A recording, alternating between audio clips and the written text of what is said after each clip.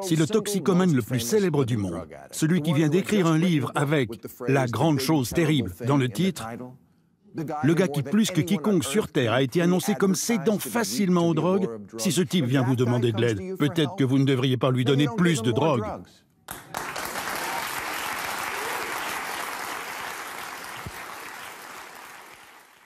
C'est une surprise pour personne que les États-Unis n'aient pas une très bonne réputation en matière de santé publique.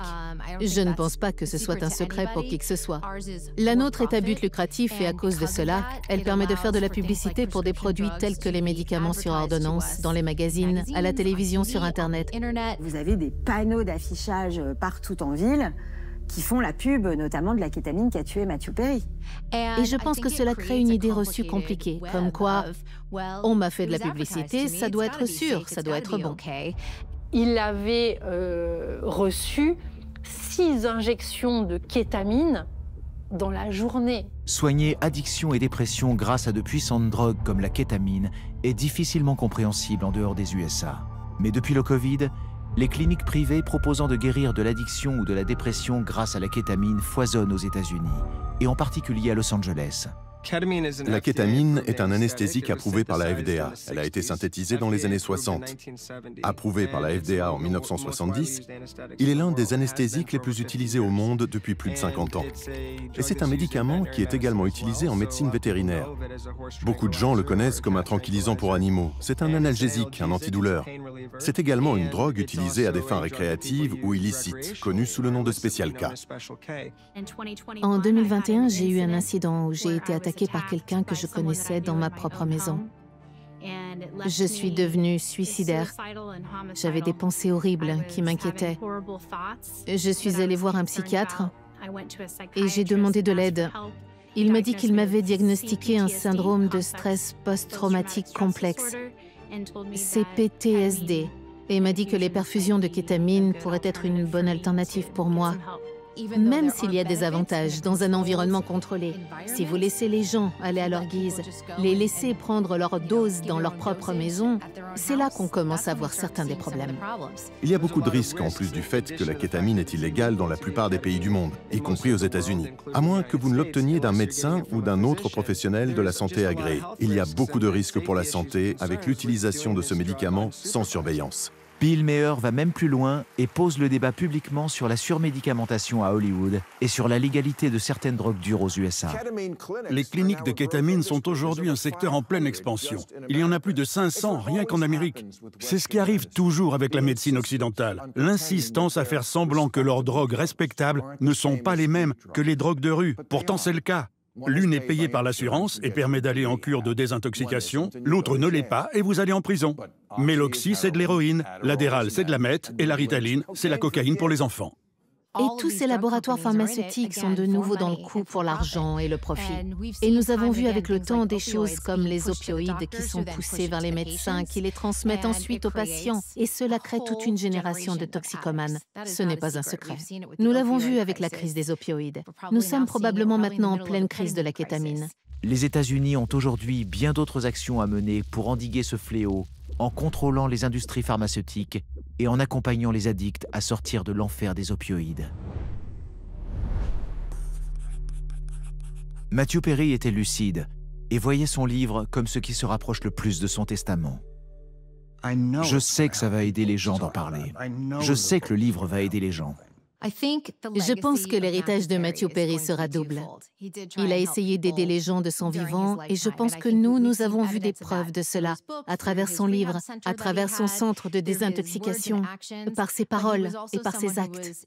Mais c'était aussi quelqu'un d'actif contre sa propre dépendance. Et je pense que c'est une mise en garde pour beaucoup de gens qui pourraient être aux prises avec une addiction. Il faut espérer que certaines des conséquences pénales que les gens voient les réveillent. Et je pense que malheureusement, cela va faire partie de l'héritage de Matthew Perry.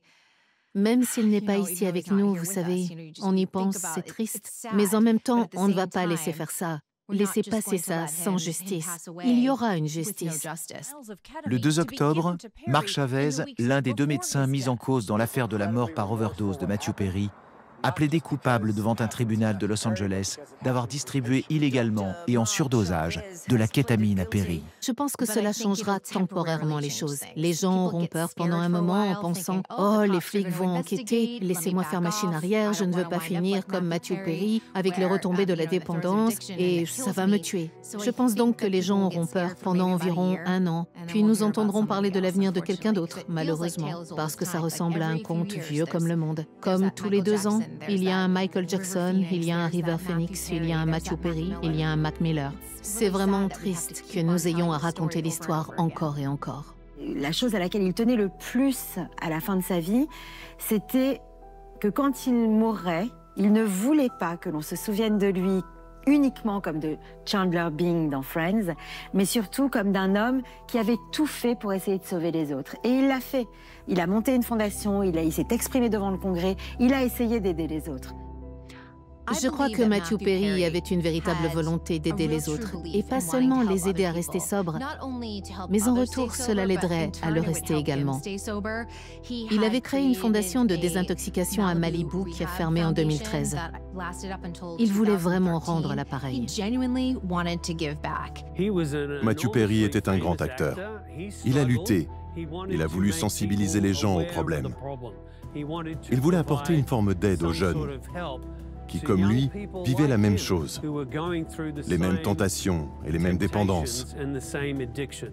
Il n'hésitait pas à parler de ses difficultés. Je pense que c'était vraiment significatif pour lui de prendre ce risque, de partager de manière vulnérable ce à quoi il était confronté, de parler de ses problèmes de dépendance pour aider à briser la stigmatisation. Il faut se souvenir de Matthew Perry comme quelqu'un qui a lutté toute sa vie contre ce qu'il appelait ses démons, mais contre une maladie réelle, qui est l'addiction. Vous savez, tant de gens se sentent seuls et isolés dans leur maladie. Et donc, d'entendre quelqu'un que tant de gens respectent et admirent et chérissent comme lui, parler de certains de ses problèmes, je pense que cela a permis à tout le monde de se sentir mieux. Il n'était pas seul, vous voyez. Je pense que c'était très important. Il est parti comme il a vécu, de façon intense, brutale. Et ce qu'on retiendra de lui, ouais, c'est ça. C'est ce clown triste à côté duquel on est passé pensant qu'il était juste un humoriste, un mec fun et sympa. C'était un mec en souffrance. Les épisodes de Friends sont toujours appelés « Celui qui », et je pense que Matthew Perry est celui qui manque à l'appel. C'est vraiment évident à l'approche du 30e anniversaire en ce moment même. Il est difficile de ne pas fêter Friends, et c'est 30 ans qui ont fait partie de la pop culture. Mais également de ne pas être nostalgique en quelque sorte et triste que les 6 personnes ne soient pas là pour faire la fête ensemble. Et je pense que personne ne le ressent plus que ses 5 camarades de jeu qui se retrouvent sans lui. Suite au choc absolu de l'annonce de la mort de Matthew Perry, les 5 acteurs de Friends vont parler d'une seule voix pour exprimer leur peine. Nous sommes totalement dévastés par la perte de Matthew. Nous étions bien plus que des acteurs qui travaillaient ensemble. Nous sommes une famille. Il y aurait tant de choses à dire. Mais là, nous devons prendre un moment pour faire notre deuil et nous confronter à cette perte insondable. Lisa Kudrow va se livrer sur son envie de regarder Friends afin de revoir Matthew à l'écran. Après la mort de Matthew, je pouvais recommencer à regarder la série à nouveau parce que ce n'était plus moi que je voyais. Ça avait à voir avec lui pour X raisons. Courtney Cox, elle aussi, semble hantée par l'image de Matthew. Vous savez, je parle à ma mère, mon père, Matthew. Oui, je ressens Matthew, ça ne fait aucun doute. Il est et a été aimé. Il était un être humain fabuleux. C'était un plaisir de passer la journée avec lui sur scène. C'était un acteur que j'adorais regarder et couvrir en tant que journaliste. Et c'est vraiment triste. Il a vraiment lutté pendant des années pour ne pas succomber à ses addictions. C'est aussi intéressant de se rappeler que les grands comiques cachent des fêlures et un mal-être qui est souvent profond. Et les gens qui font rire ne sont pas juste des grands rigolos, mais aussi des grands fragiles. Vous savez, si on me pose une question, est-ce qu'il y a un moment, un jour ou un événement particulier ou quelque chose que j'emporte avec moi concernant le fait de passer du temps avec Matthew Perry, je dirais la plupart de ces moments. Vous savez, nous sommes arrivés au moment des 1 an de sa mort et vous avez le 30e anniversaire et récemment Jennifer Aniston a fait une interview et elle a légèrement abordé le sujet de Friends et tout de suite elle s'est mise à pleurer. On se rend compte que c'est toujours fragile pour eux. Ce n'est pas quelque chose avec lequel ils ont pu faire leur deuil. Et le fait que maintenant, nous allons entamer le procès les ramène à tout ça. Je pense donc qu'il va falloir attendre un peu avant qu'ils aient la possibilité de faire leur deuil. Je ne sais même pas si c'est la fin. De toute façon, il n'est plus là. Mais leurs cœurs sont désespérément brisés pour le moment. Maintenant, quand je revois ces épisodes avec Matthew, on se rend vraiment compte de tout son talent. On se rappelle en le voyant à quel point il était brillant. J'ai versé de nombreuses larmes en regardant certains de ces épisodes. Des larmes de joie d'avoir pu travailler avec lui. Et c'est triste. Pour encore un bon bout de temps.